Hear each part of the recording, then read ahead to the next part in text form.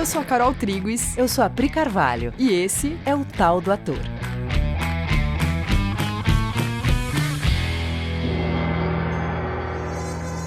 Feliz Natal, galera! Tô brincando. Agora foi, cara! E aí, galera? Beleza? Feliz Natal! Adorei! Bom, hoje a gente vai falar sobre atuar no sentido mais puro e literal da palavra. Muito bem. Então vamos lá. Bom, em inglês, por exemplo, atuar é to act, que é literalmente agir. Sim.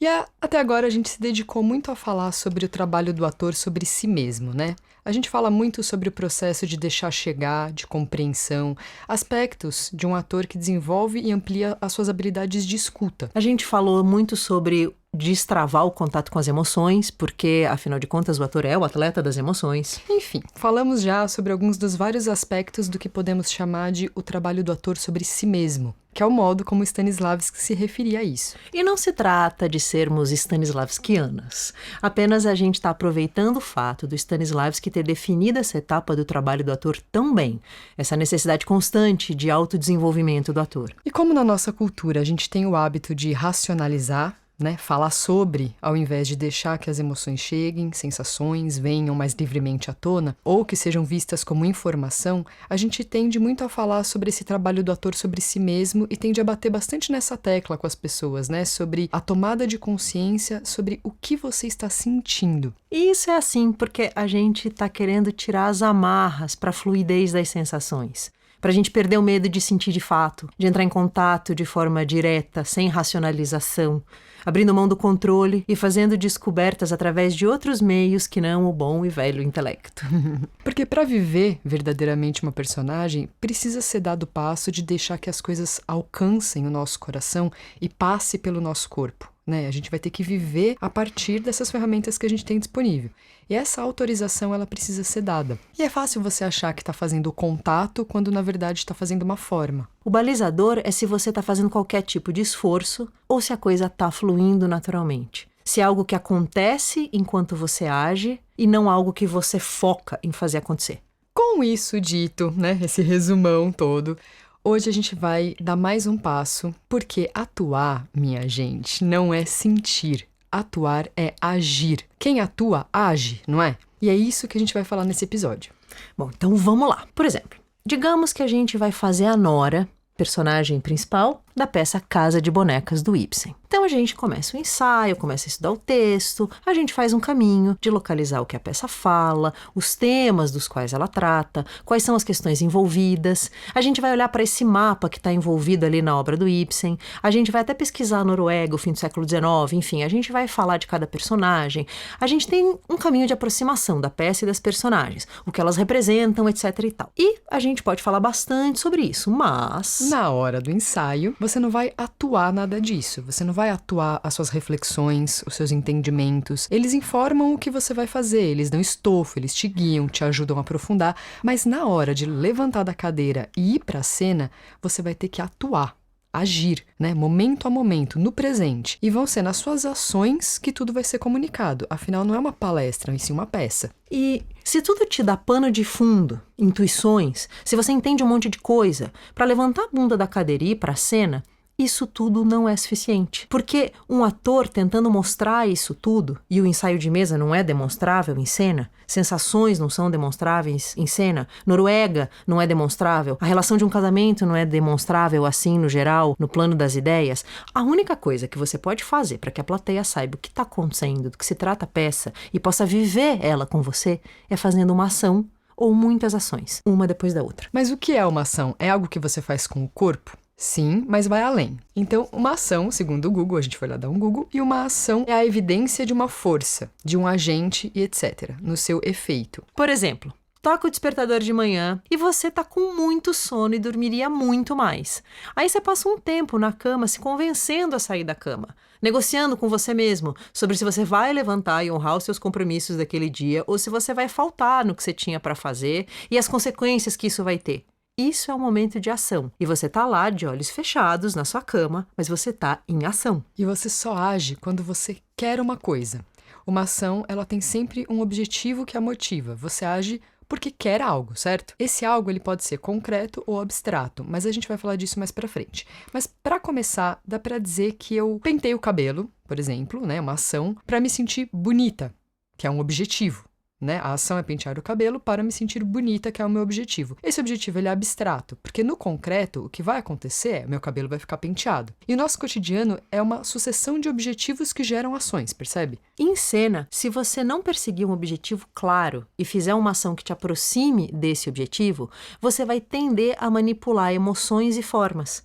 Porque seu foco não vai estar em realizar nada, mas sim vai estar na arte de falar bem o texto ou de se mover pelo palco. Aí isso gera aquela situação em que o ator sente que as emoções alcançadas em ensaios talvez não consigam ser revividas, que elas são assim como um bebê que eu fico segurando no meu colo, tendo que cuidar muito bem, alimentar, senão ele se esvai.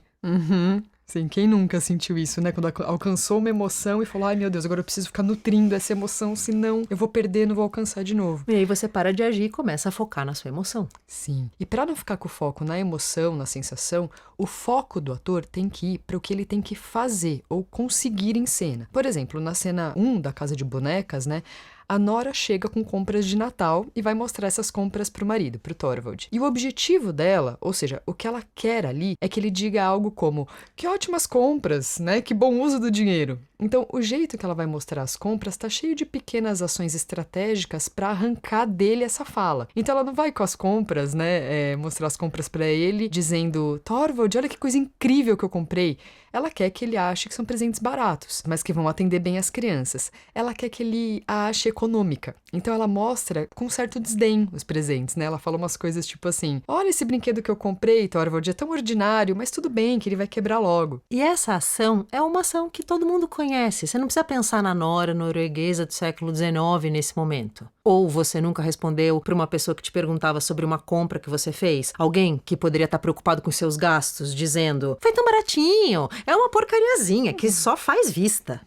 Tem uma conexão de humano com humano aí, percebe? E essa cena vai funcionar se você fizer o que a Nora tá fazendo de fato, ali na hora, com aquele ator que tá na sua frente, e não com um Thorvald idealizado. Aí sim acontece uma cena viva. São passos que você vai dando rumo a se aproximar da personagem, né? No livro, o Stanislavski ensaia Memórias do Vassili Toporkov, que se alguém quiser saber mais, tem um episódio só sobre o Vassili Toporkov, falando sobre ritmo. E o Stanislavski, no livro, ele já tá num momento de experimentação mais radical do que o momento que falamos agora sobre a Nora. E aqui ele nem tá falando sobre contexto, nem personagem, ele começa direto pela ação envolvida num trecho da peça. O personagem que o Toporkov faz, ele tem uma cena com o governador. E para conseguir tudo o que ele precisa pro desenrolar do seu plano, que é o grande tema da peça, ele tem que se aproximar e ganhar confiança desse governador. Então Stanislavski pergunta, que sinais concretos te contariam que a sua visita com o governador teve sucesso? E o Toporkov responde, a fala final do governador, que é, peço que compareça hoje à noite à festa que darei. Aí eu vou ler para vocês aqui um trechinho do livro que é a resposta do Stanislavski. Ele diz, exato. Isso é o mais importante e o mais real que você conseguiu com a visita. A cena inteira desenrola-se para isso. Tudo leva a isso. É isso que você consegue e nada mais. Eis a sua tarefa, conseguir o convite.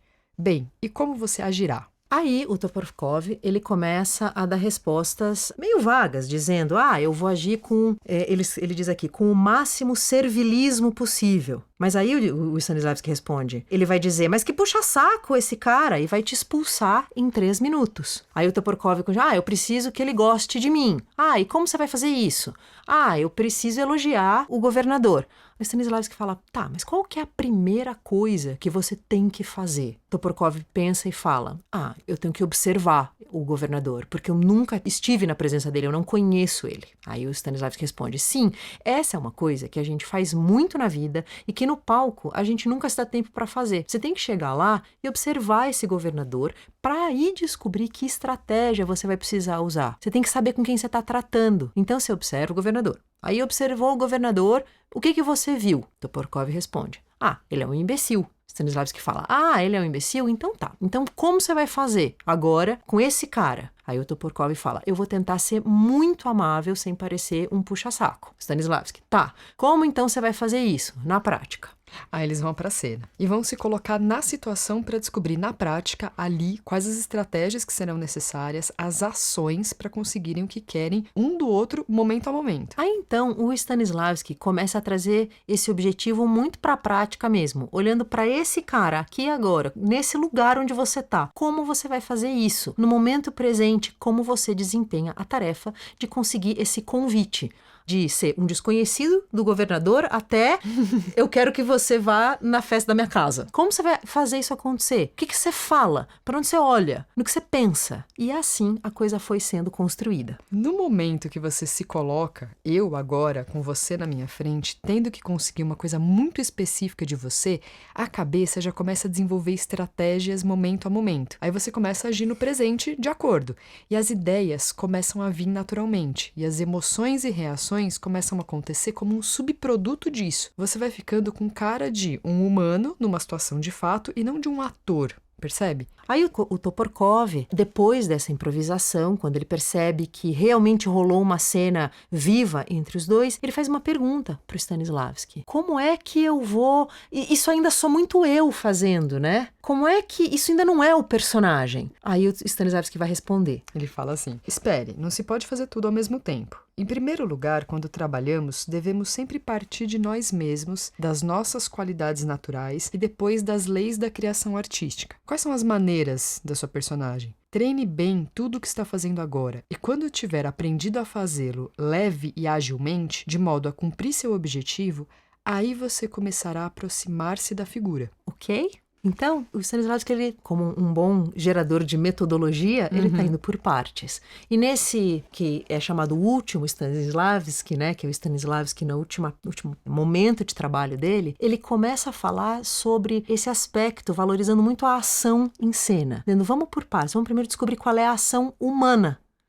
E aí depois você vai dando passos até poder sair de você e chegar no que são as reações dessa personagem especificamente. Em resumo, então, o importante dessa história, seja porque você vai estudar o método das ações físicas do Stanislavski, ou independente da metodologia que você vai usar, para que você gere sensação de que aquilo está acontecendo, de que aquele ser humano está naquela situação, você vai ter que se colocar na situação. Você vai ter que pensar sobre tudo que essa situação envolve na prática e no específico. Por exemplo, se eu perdi R$50, o que isso significa? Vai faltar grana para quê? O que eu vou deixar de fazer, de comprar, assim, no específico? Porque com a personagem não é diferente. Aí eu vou tentar recuperar o dinheiro? Ou eu vou economizar e desmarcar o cinema? Tudo isso são ações que vão ter sensações com um subproduto natural. Aí você vai para a cena para desempenhar todas essas ações que dizem respeito a essa situação, lembrando que a ação é tudo que você faz para atingir uma coisa que você quer. Elas são internas ou elas mexem o seu corpo, seja como for, internas ou externas. Essas ações resultam numa fisicalidade, num jeitão que se conectam no mundo interno e mobilizam sensações como na vida. Então lembre-se, em cena você age. Beleza, amores? Bom, esse episódio ele vai ter 2 partes. Essa é a parte 1 e na semana que vem, parte 2. Então fica ligado e um beijo. E Feliz Natal! Feliz Natal! Beijo, amores. Até semana que vem.